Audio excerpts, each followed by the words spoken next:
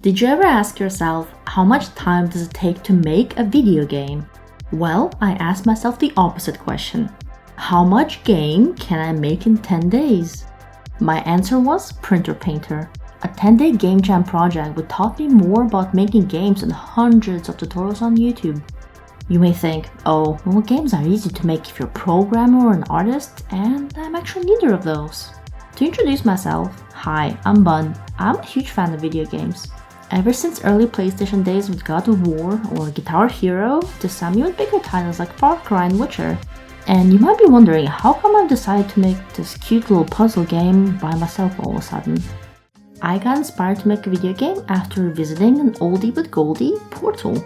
On the surface, the game is super simple, place a portal and go through it. But how Valve made such an incredible story and great experience, not only the challenging puzzles but also the fun characters and lore, it was super inspiring.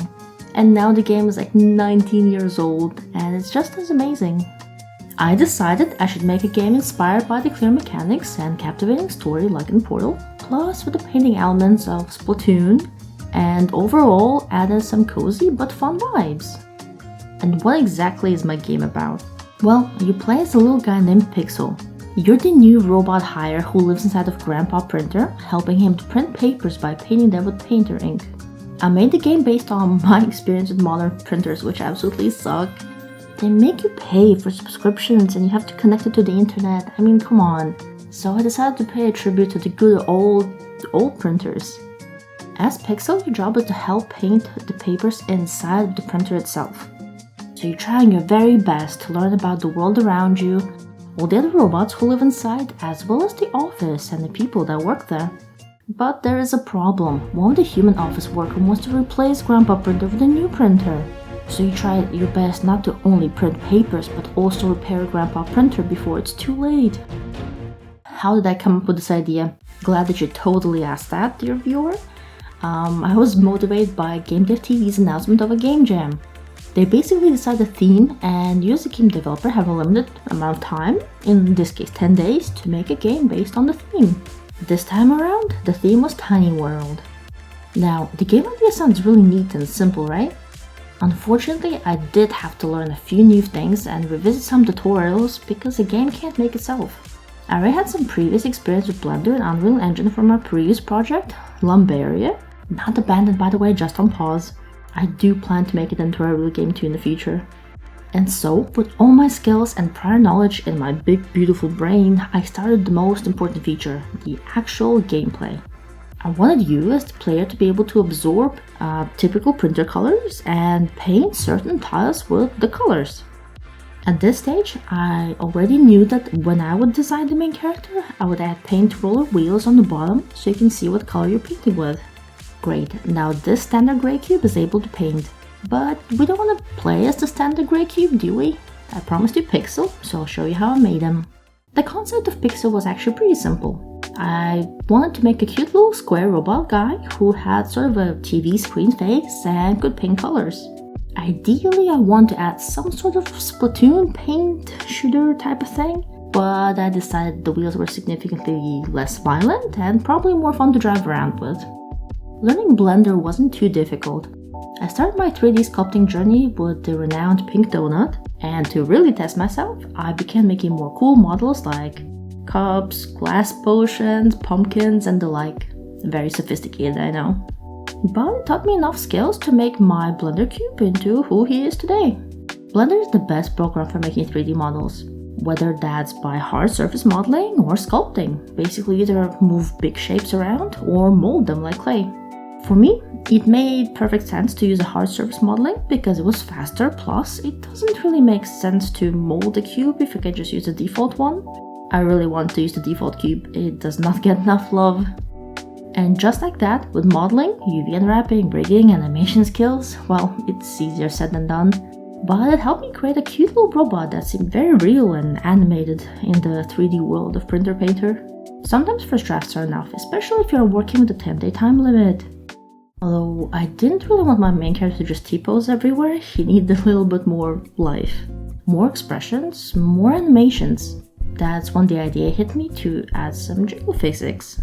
Ah yeah! except Unreal Engine has beef with me and doesn't like the idea of a simple wobbling antenna. But you will not best me, Unreal Engine, for I have the power of blueprints and a lot of free time. A lot of free time on my side. And voila, we saved Pixel from antenna dysfunction. But why does Pixel wobble and jiggle so much? Well, because it's cute. It's also a good way to avoid spending hours on intricate animations. Plus, he looks way less stiff and serious as you're solving puzzles. And those little wobbly arms are fully functional as well. You can slap and touch things around you with the power of physics. Pixel's arms are designed with specific meshes, bones, and weights so you can actually interact with the objects in the world around you. But still, something is missing. Oh, right, the eyes. So, I actually used a super cool feature called a flipbook.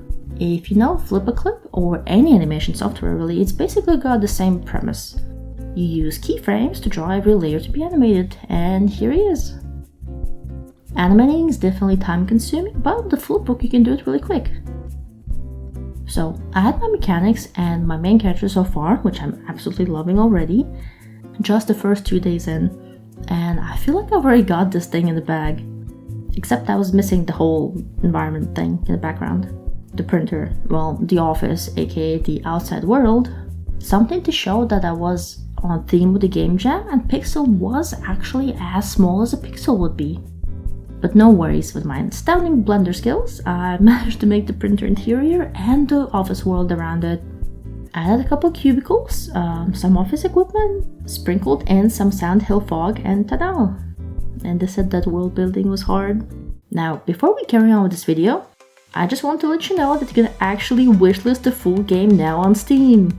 And if you want to see more progress on my game development, I have a Patreon you can join absolutely for free. Okay, now back to the devlog. I was super proud of the progress I have made so far already. I love the simple pastel style of the game, which was already delivering a sort of cute vibe that I was aiming for, but wouldn't it be even cuter if I added dogs? Okay, so hear me out.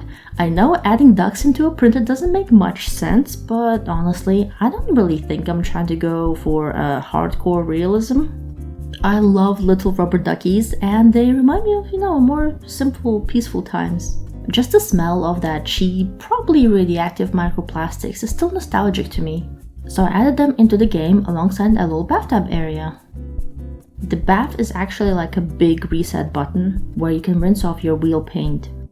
Now, you would think duck story ends here, but unfortunately not, dear viewer. I have spent a few good hours giving you the ability to spawn as many ducks as you want. No, I'm serious. When I first uploaded the game to itch, you could spawn in like maybe a few thousands of ducks, even when you're playing on a very potato-powered laptop. As of this recording, I'm now able to spawn up to 200,000 ducks. Now, why did I spend so much time optimizing duck spawning? Well, because that would be funny, and hey, it gives you, the viewer, the player, a silly little break to maybe try getting some duck-related achievements. Duckies aside, I needed to continue polishing my game. It felt kind of bare inside of the printer. It's just you and the empty world outside. That's when the idea hit me. I should make a companion for Pixel. Someone based on internal printer components. Maybe someone who helps you guide you through the levels you play. A friend. Meet your friend Sam. She's quite literally a big help. Her purpose is to show you which tiles you have to paint what color. I was very much inspired by GLaDOS when making her. And look, she even watches your every move. Your every move. I'm really glad I put her into the game because not only am I proud of the design, but I also really like her character. She's a bit of a grumpy womp and can be a bit cold at first, but the adorable Pixel is here to warm her stone-cold heart, robot, ink, whatever type of heart she's supposed to have. I haven't figured out the robotic organ lore yet. I initially only had Grandpa Printer as one of the other side characters of the game, but I plan to have him solely explain the tutorial, with Sam then taking over the rest of the guidance. Sort of like how the old man in Breath of the Wild teaches you the basics, and then you'll have to explore the rest yourself. I think this is the best way to introduce anyone, from no gaming experience to full-on gaming veterans, and how everything works without the risk of anyone feeling like, oh man, I don't understand how this works, now I have to check the wiki, or something like that. I promise you won't need a wiki for this game. All of the game mechanics will be accessible via some sort of a future guidebook, just in case you forgot something. People have busy lives and I'm here for it. While I had the foundation of a printer, it still kind of looked like a white void of nothingness. So with the power of textures and color mapping, I decorated the interior. When I took a look at the inside of the real printer, there's not much space to work with, nor much inspiration really. And the last thing I wanted to do was make some sort of claustrophobic labyrinth. I think Resident Evil with that one level with the zombie dogs. It still scares me to this day.